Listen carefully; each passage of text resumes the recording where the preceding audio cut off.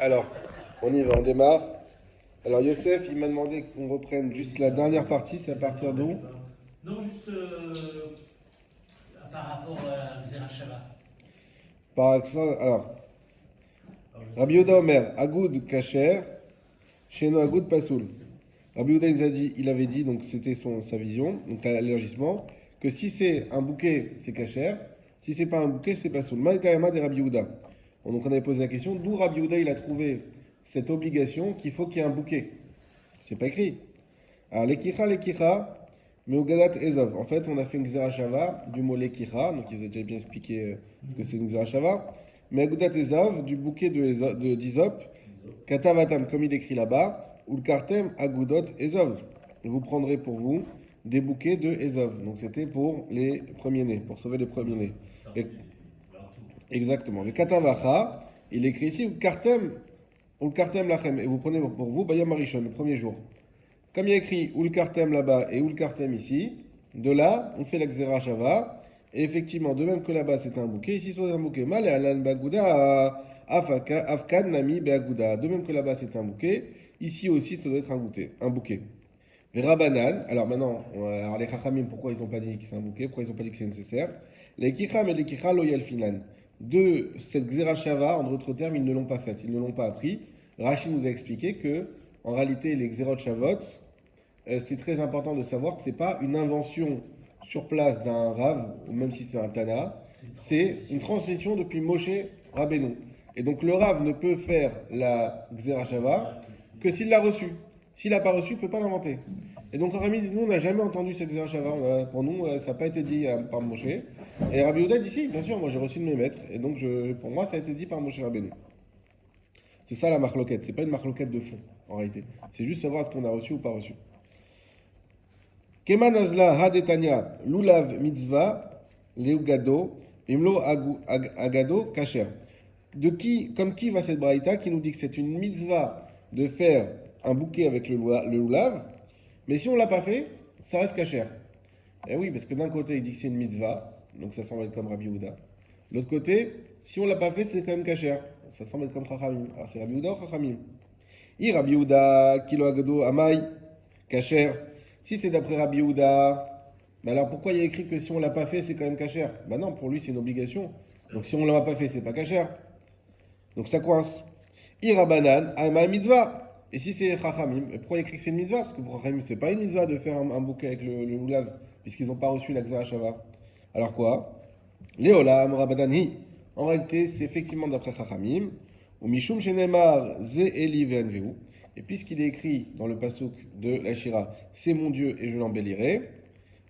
Hadna'a lefana mitzvat. Donc l'embellir devant lui, c'est avec la mitzvah. Donc ça veut dire quoi? Ça veut dire que pour Rachamim, c'est le top, mais pour Rachamim, ça n'a rien à voir avec le bouquet d'Isop. C'est autre chose. Faire un bouquet, c'est rendre le lulav plus beau. C'est tout. C'est pour une autre raison. Vu que tu le rends plus beau, et ben pour ça, c'est une mitzvah de le faire. Parce que Isaac Eli Venveu. Mais il n'y a pas d'obligation. C'est juste ce qu'on appelle Idour mitzvah. C'est le cas de le dire, puisque c'est vraiment du Idour. Idour mitzvah, embellir la mitzvah. Et la halakha est comment aujourd'hui J'ai pas été vérifié, ouais, non, je crois pas. J'ai dit que j'allais le faire, je l'ai pas fait, mais j'ai oublié. Donc il faut que je vérifie pour la prochaine fois. quelqu'un qui vient le premier jour du Yom Tov, qui n'a pas eu le temps, pas eu le temps de le faire. Ouais, ouais, on en avait parlé. Déjà, a priori, d'après, vous savez comment on voit la halakha rapidement, hein. C'est là où il y a la petite lettre. Alors vous prenez, alors je vais voir si normalement elle doit y être. Euh, Dalet, hein, le petit dalet, il est où ce petit dalet? Attends, vous voulez que je donne? non. Non, non. Normalement, dans la marque loquette, attends, elle est où la marque loquette? On est sous quel là, non, sans ça. Il s'agit de la sage à là. Il y a plein de petites têtes en fait. Elle est où la marque loquette? Ah, elle est en haut. كنا يبقى الباسو ديفري ربي شيمان بقى يودا وخمي وشين سموا هذا كنا ما تصير شو ده يرتيب عشان أنا لو بس كذا كان زوجية كان يقولوا لا ونبي من كذا وما نفسيل نميل لو بينا كذا لو ده كل المال لو بينا نجيب سوكا كان زوجية شيطان وخم نبي سوكا مثلا بتلقي من كشان زوال وشلون ما نصاب Israatlan, de Oula Sarich Hagod de Kula Alma Lovlik, de Gman Solan Sakasari Achar Kamigé, Marsan Sarigad, Marsavan Sarich Hagod de Haïta de Klav Manago, Van Shal Kacher, Kacher Abiouda, Amar Agod, Kishon Agod. Pasoul. Ah voilà. Agod, Kishon Agod Kacher.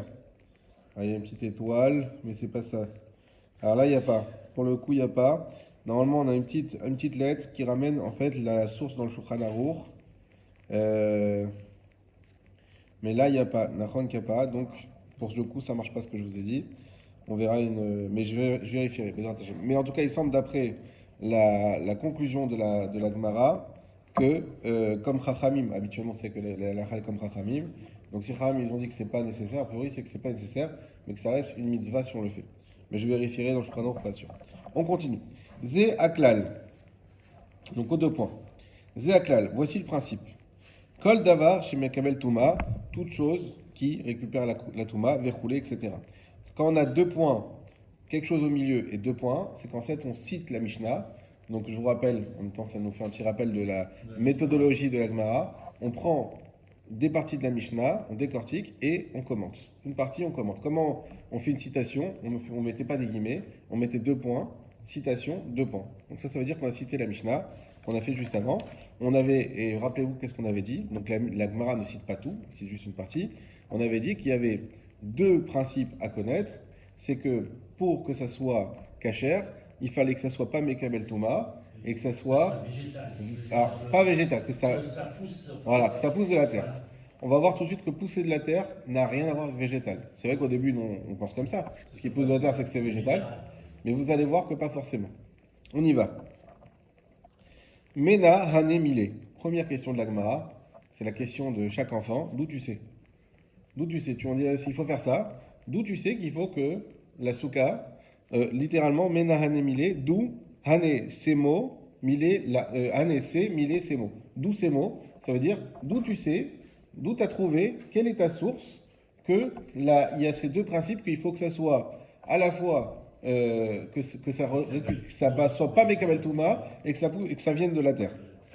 Amar Resh Lakish, première réponse de Resh Lakish. Amar Kra, tout simplement d'un pasouk. Ve'ed Ya'ale Minaharetz.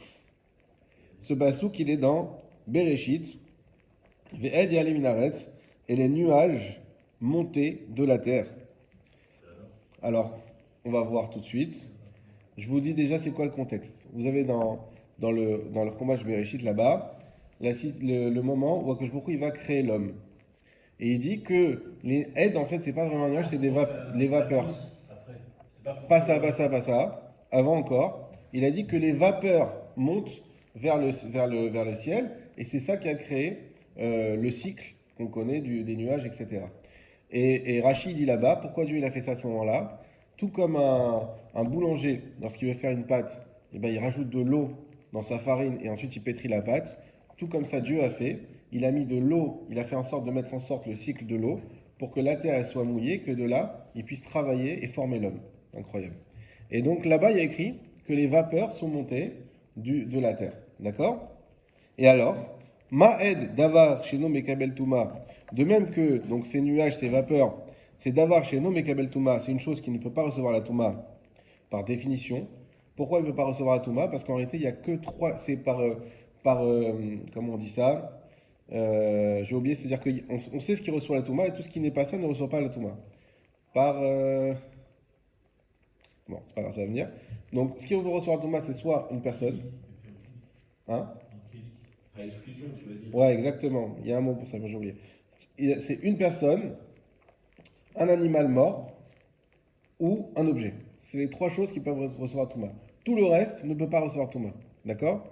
Donc le nuage ne peut pas recevoir Touma, puisqu'il ne fait pas partie de ces trois choses. C'est quoi Aide, on va traduire nuage, c'est une vapeur. C'est nuage. Mais on va traduire nuage. Aide d'avoir chez nous Mekabel Touma, c'est une chose, donc ce nuage-là, c'est une chose qui ne peut pas Mekabel Touma. Ve Gidulo Minaretz, et c'est quelque chose qui, Gidulo Minaretz, qui vient de la terre. Donc déjà, on est en train de dire que le nuage, c'est quelque chose qui provient de la terre. Donc vous voyez bien qu'on n'a rien à voir avec un végétal. D'accord? D'où on sait que le nuage il vient de la terre, c'est exactement pour ça qu'on vient de ramener le passouk juste avant, où il y a écrit Ve'ed Ya'ale Minaretz. Et le nuage, il monte de la terre. Ok?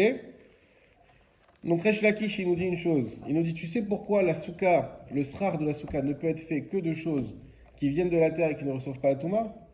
Parce que tout simplement, on voit que les nuages, on apprend du pasouk. Nous-mêmes, on n'aurait pas pu dire qu'un nuage, il vient de la terre.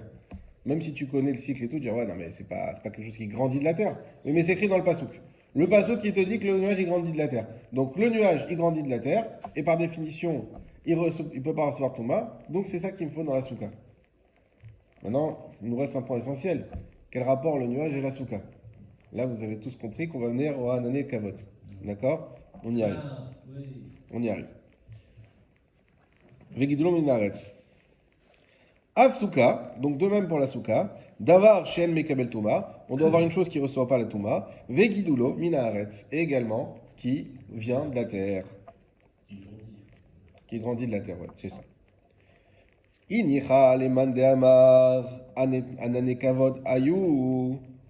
L'Agmara nous dit ce que tu dis, ça convient d'après l'avis que anane kavod ayou, que c'était pour les nuées de gloire. Tu peux me dire ce que c'est la même Les man de amar. les Les man de celui des amar qui dit.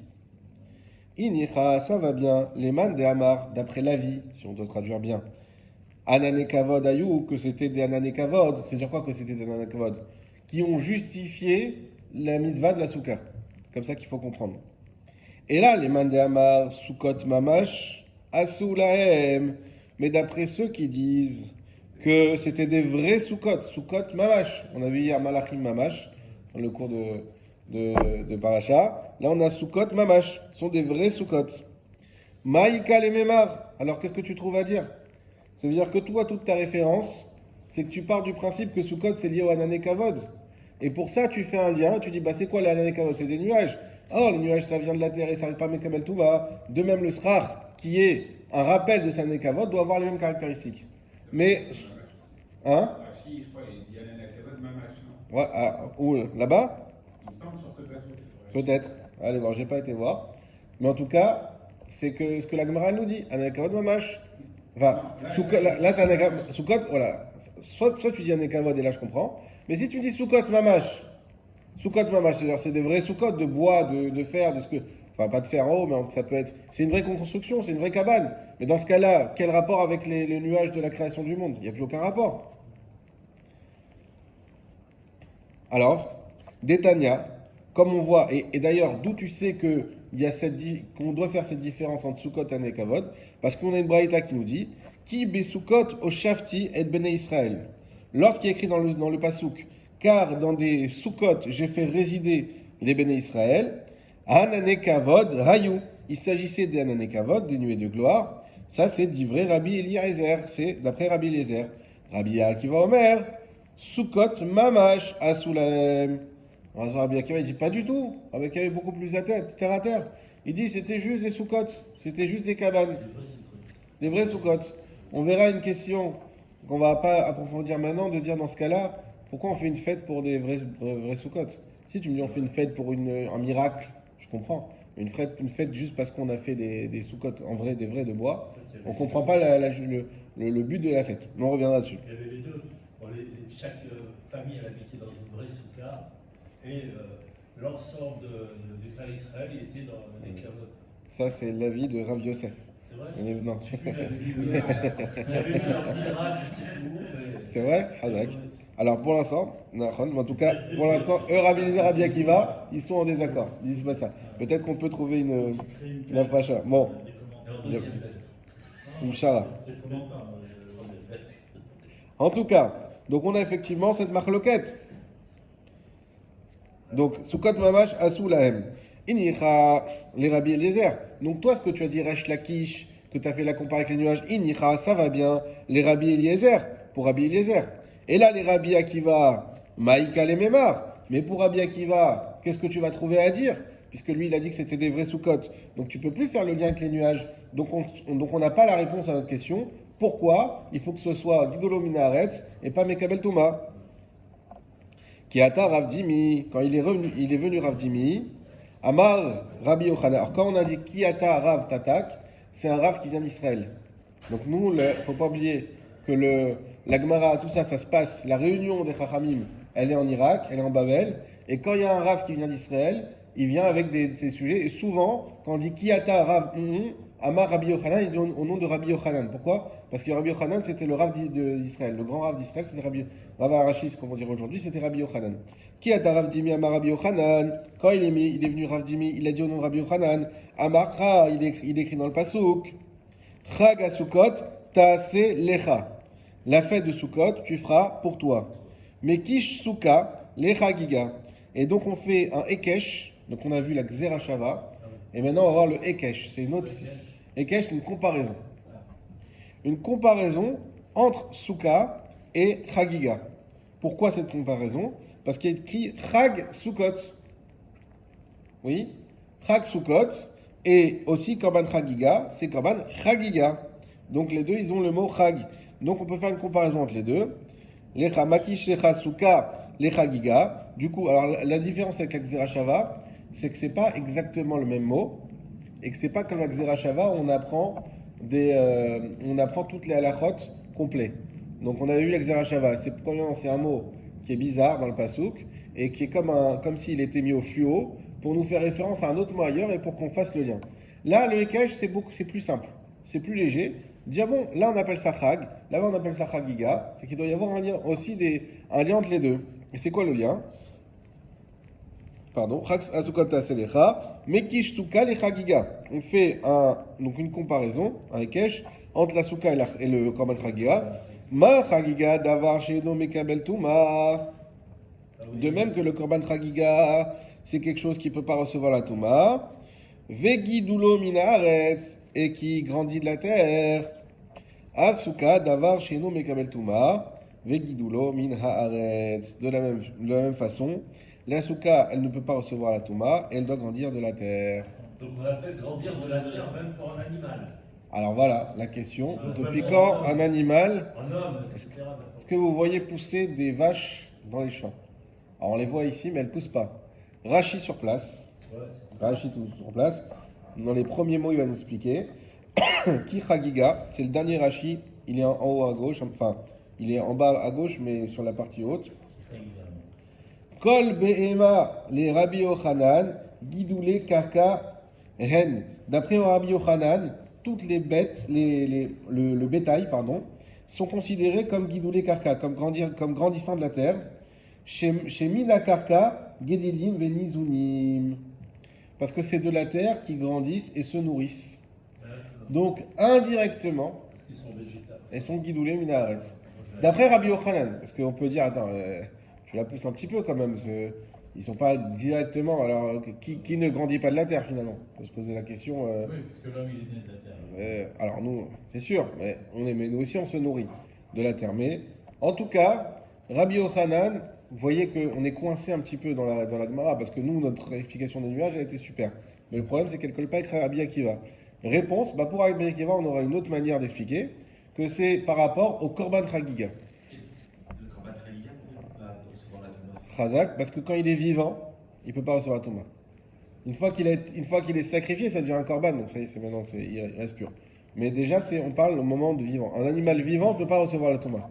Contrairement à un être humain vivant qui peut recevoir la Touma, un animal vivant ne peut pas recevoir la Touma. On avait dit un homme vivant, un bête morte, et la troisième c'est quoi? Un objet. Mais le Korban lui-même, il peut, à un moment où il a été fait, s'il est... Nachon. C'est pour ça qu'on n'aime pas trop cette explication, parce qu'elle coince un peu dans les deux cas. Quand on dit Korban Chagiga, c'est au moment où il est vivant, pas au moment où il est... Alors qu'est-ce qu'on appelle le Korban? On peut pousser. Le Korban il est mort. Est-ce que Ça fait la Shmita. Alors, est-ce que le Korban, justement, c'est au moment où on l'a réservé en tant que Korban quand il était vivant, et que c'est ça qui donne un statut de Korban, et jusqu'au moment où on fait le Korban, c'est encore un Korban, et puis ensuite, non, c'est fini, on a terminé le Korban, et donc c'est pas de ça dont on parle. Et la deuxième chose, c'est aussi, encore une fois, de dire, les animaux, ils grandissent de la terre indirectement. Bon. C'est un peu poussé. Un peu poussé. En tout cas, c'est comme ça. Alors la Gemara, elle va dire... Ça pousse. C'est un peu poussé, ça pousse. Voilà, ça pousse. La Gemara, elle va être un petit peu aussi titillée par cette explication. Et elle va dire Ima chagiga balechaim, afsukan name balechaim. Si tu me fais ce parallèle-là, Alors on va jusqu'au bout. De même que Korban Chagiga, c'est un être vivant, alors la souka aussi doit être faite d'être vivant. Et normalement, bah, très bien. Alors tu veux me faire une comparaison. Ouais, tu me fais une comparaison déjà bizarre, mais allons jusqu'au bout. Alors donc tu dois faire ton srar que de peau de bête par exemple, que de choses qui viennent de quelque chose de vivant. On ne pourrait pas faire le srar avec. Alors, le végétal est vivant, mais c'est pas Baléchaïm. Baléchaïm, c'est des animaux. Donc il faudrait quelque chose qui soit d'origine animale. Un animal vivant, on pourrait faire des. Un Parce animal que là, vivant. il n'est pas avec Kabel Souma. Non, mais même un animal, une bête, une peau de bête, on avait déjà expliqué ça. Une peau de bête qui n'a pas été encore travaillée, elle n'est pas Mekabel Touma. Ah, d'accord. Pour être Mekabel Touma, il faut que ça soit quelque chose qui soit utilisable, qui soit définitif. Donc soit une bête morte, mais à l'état mais entière quoi. Ce serait une belle souka. Oui, souka en cuir. On ne peut pas travailler ni rien. Ah ouais, bon. Voilà, Ça sentirait un peu mauvais. Ça serait original. peut-être, peut-être. C'est vrai qu'on préfère des beaux roseaux, mais Je sais pas si tu as déjà senti ça. moi non, mais j'imagine. En tout cas, la Gemara, elle l'a pour l'instant au niveau théorique, elle pose cette question. Elle dit, bah, dans ce cas-là, si tu me fais ce lien, bah, va jusqu'au bout. Pourquoi tu vas pas jusqu'au bout? Kiata Ravin Amar Rabbi Yochanan. Quand il est venu Ravin, encore une fois, Kiata Amar Rabbi Yochanan. Là, l'avant c'est Rav Jimmy, là c'est Ravin. Quand il est venu Ravin, il a dit au nom Rabbi Yochanan, Makra. Alors il va trouver un autre. On va abandonner cette explication, on va donner une autre explication. Amarkra, le passou qu'il a dit, Beosfecha, Migornecha ou Miigvecha. Il est écrit là-bas, tu prendras de ta récolte, Migornecha de ta grange ou Miigvecha de ton pressoir. C'est juste du pressoir qui est utilisé pour le raisin. C'est quoi? Bepsolet. Alors il explique, comme il est écrit là-bas pour la soukha, que c'est Beospecha, Migornecha ou Miigvecha, c'est quoi? Bipsolet Goren, c'est non, pas Basoul. Psolète, c'est comment on dit? C'est l'écorce. C'est ce qui reste de tous ces. Par exemple, le raisin, ça va être le bois. Le blé, ça va être l'écorce du blé. Toutes ces choses qui sont pas le fruit, en fait. L'absolète. Comme dans le Shabbat, on dit l'absolète, qu'on ne peut pas enlever le mauvais du bon. Les accessoires Voilà, ce qui n'est pas mangeable. Mais psolète goren, donc de la psolète du goren, veikev et du vin. Akatouf Medaber, le passou qui parle. Donc tu vois bien que ici, de quoi on parle? On parle d'objets, de choses qui sont végétales. Et qui sont pas mekabel touma. Vema goren atzmo. Et la Gemara pose une question, elle écrit quoi? Mi gornecha, de ton goren, de ta grange dans laquelle tu entreposes le blé. Peut-être goren atzmo. Peut-être qu'il faudrait le blé lui-même. Et que le srar de la souka devrait être fait avec des fruits. Ve'ikev atzmo, et également avec le raisin lui-même. Amar Abizera, ikev ktiv, kan, ve'ifshar, liska, lisacher do. Rabbi Zira, il va donner une explication. Il va dire d'où tu sais que c'est pas avec le fruit lui-même, tout simplement parce qu'il s'agit de vin. Le fruit du raisin, c'est le vin. Et ben, tu peux pas faire un srach avec du vin parce que c'est liquide. Donc par logique, tu sais que quand le passouk il te dit mi igvecha, c'est pas igvecha mamash, mais psolet shel igvecha. Vous avez compris ça ou je recommence à l'oral? Je recommence. Donc nous on a voulu dire, déjà on rappelle, l'idée c'est d'où tu sais que le srach il doit être ni mekabel touba, ni guédoulé minaretz. D'où tu connais ces deux conditions. On avait la première raison qui est amenée par Resh Lakish par rapport au Anyané Kavod. On dit oui, mais ça marche pas pour Rabbi Akiva. Pour lui, c'est Soukot Mamash. Alors que d'après lui, ça n'a rien à voir avec l'Anyané Kavod, donc d'où tu sais? Première réponse qu'on a amenée, c'est par rapport au Korban Chagiga. Il y a écrit Chagiga et Chaga Soukot. De là, on a fait un Ekesh. Et on a dit même que le Korban Chagiga, il n'est pas Mekavel Touba quand il est vivant. Et il est Gidoulé Minaretz parce que, comme Rashi explique, il se nourrit de la terre. Alors, de même, la souka, les mêmes caractéristiques. On a répondu oui, mais dans ce cas-là, si tu me compares au Korban Chagiga, alors Korban Chagiga c'est quelque chose de vivant, donc il faudrait faire le srar avec des produits qui sont d'origine animale. Or, on sait que c'est pas le cas, donc ta référence elle n'est pas bonne. Vient Ravin, pardon, Vient Ravine et nous dit non, c'est une autre chose. Il est écrit que la souka, on doit le faire mi gornecha, mi gvecha. Beospecha, mi gornecha, mi gvecha. Donc, depuis ce qui vient de ta grange et ce qui vient de ton pressoir. Et donc la Gemara dit, donc c'est quoi? Il s'agit d'obsolète, en fait, de tout ce qui est l'écorce, très bien, de ces fruits-là. Mais la Gemara pose la question, mais pourquoi l'écorce? Il est écrit mi gornecha, mi gvecha. Alors il faudrait dire que c'est le fruit lui-même. Il faudrait faire le srach avec du raisin et du blé. Réponse, non, parce que c'est infaisable. C'est quoi le fruit du pressoir? C'est quoi ce qui vient? C'est du vin. Ben, c'est liquide. Donc de là, tu comprends que si la Torah t'a dit mikvecha, et vu qu'avec mikvecha, c'est pas possible, c'est qu'il s'agit de l'obsolète du raisin. Ça va? Moi, pourquoi de l'abstrait et pas du raisin lui-même? Le grain. Parce que c'est écrit mikvecha. Mikvecha, c'est le pressoir. Ouais, ok, c'est le pressoir. Ok, C'est le jus. On ne peut pas faire j'ai compris. Et le jus, ok, mais le jus c'est liquide, donc on peut pas faire un stra en jus. Ok, alors on fait avec le raisin. Pourquoi? Tu comprends ce que je veux dire? Le raisin entier, pourquoi le jus d'obsolète? Alors, le problème, c'est mikvecha, sur que le raisin, il passe pas par. On t'aurait dit du raisin. On t'aurait pas dit du pressoir. Quand on dit du pressoir, en fait, on prend les raisins entiers, on les met dans le pressoir. Et il y a un système, je pense, de Et à la filtre. fin, il reste et l'obsolète et le Voilà. raisin. Ah, c'est le jus de raisin. Comme ça ne peut pas être le vin, c'est l'autre. Voilà, exactement. Ok, j'ai compris. C'est le résultat du pressoir, quoi. Alors, le Ouais. résultat, c'est soit Le jus de raisin. le vin, c'est pas possible, il reste obsolète. Voilà. Ok. Par défaut, finalement, on va dire, bah, Et bigorne et bigornecha. Ah bah mikvecha de mikvecha, t'apprends que c'est aussi l'obsolète. Si mikvecha, on a Donc, compris c'est que c'est l'obsolète qui reste, donc mikvecha, c'est aussi l'obsolète du mikvecha. Donc du blé. Oui. C'est quoi? C'est les écorces, c'est les brindilles et tout ça. Le foin. Parce qu'on sait quoi on fait le foin. Ok? Donc très bien, ça c'est Rabbi Zera. Que nous répond la Gemara? Matkifla Rabbi Irmia. Voilà, tu vois. Il a objecté Rabbi Irmia en disant Ve'ema ya'in karouche abba. Meshenir, mais pourtant il existe du yain karouche. Yain karouche, c'est du vin séché. Ava Meshenir, qui vient de Chénir, dans une ville de Chénir. Chez où domé les igoulés villa, qui ressemble à des figues séchées. En gros, à Chénir, ils avaient une façon de travailler le raisin, où ils en faisaient du vin, et puis ils arrivaient à en faire exactement un genre de pâte, qui devenait séché, donc qui devenait solide. Avec quoi tu peux mettre? Le raisin, c'est quoi? C'est un gouli? Il y a une carouche, donc du vin séché, Abash Amichénir, qui viennent de Chénir, ça c'est une ville. Chez on nommé les figues, qui ressemblent à des figues, des bilas séchées. ce genre de pâte. Voilà. Donc, me dire que c'est impossible de mettre du vin sur une souka, c'est faux.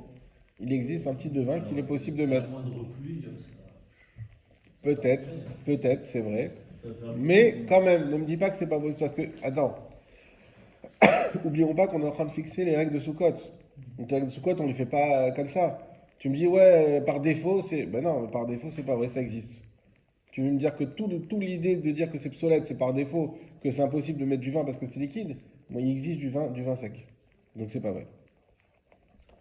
Regardez ce qu'il va lui répondre à Bizera. Ah, Misera. Ah, Milta, Avabedi, Bidan. Rabbi Zera, il a dit maintenant, mon mot, il était Bidan, il était Bedin, pardon, il était comme il faut. Veata Rabbi Irmia, Veshada Be Nirga. Il est venu Rabbi Irmia, il a abîmé avec une hache.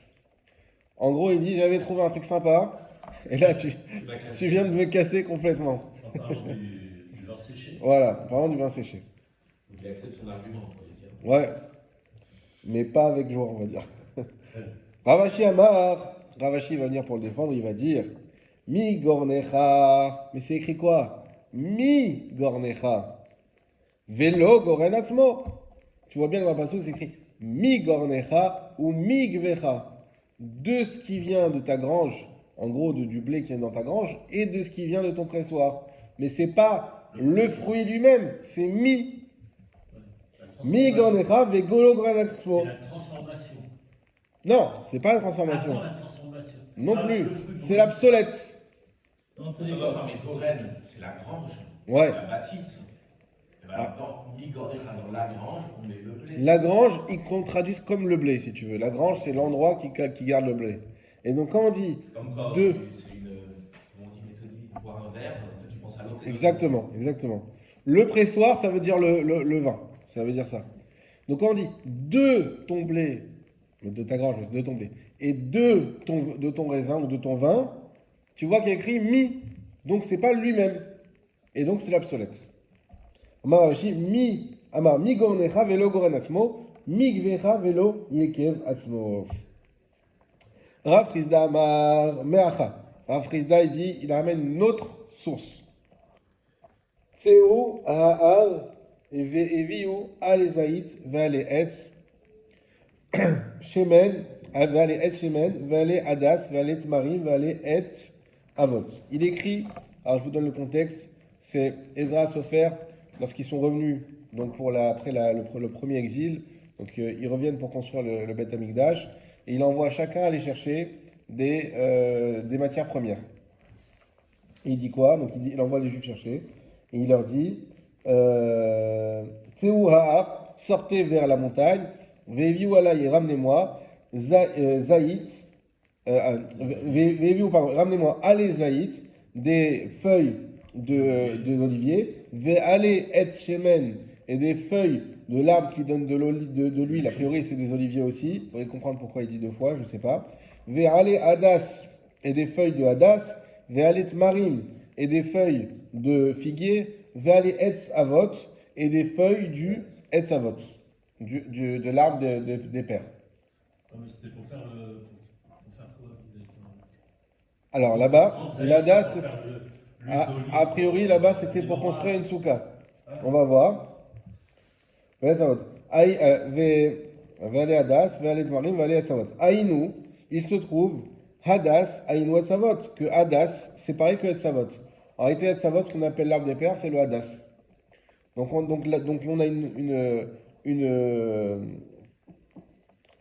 a une répétition entre Etz Avot et Etz Hadas. Même entre Nachon. Zaïd et Shemen. Nachon, ça je sais pas. Nachon, j'ai pensé aussi. Ouais. Mais C'est pas les mêmes olives. peut-être, non, je sais pas. Il faut voir. Ah, c'est possible. J'avoue que j'ai pas été voir dans le Tanakh lui-même là-bas comment ils expliquent. Mais Nachon, c'est vrai que là aussi il y a une répétition. Bon, on verra. Amar Frizda, Hadas shoté les soukas, ve'etz avot les lulav. Magnifique. Alors Frizda il a dit, en réalité, pourquoi il écrit deux fois? Parce qu'il y a deux types de hadas. Il y a le hadas shoté. Le hadas shoté, c'est du hadas, donc qui est un vrai hadas, mais que les trois, vous savez, les trois feuilles elles sont pas au même niveau.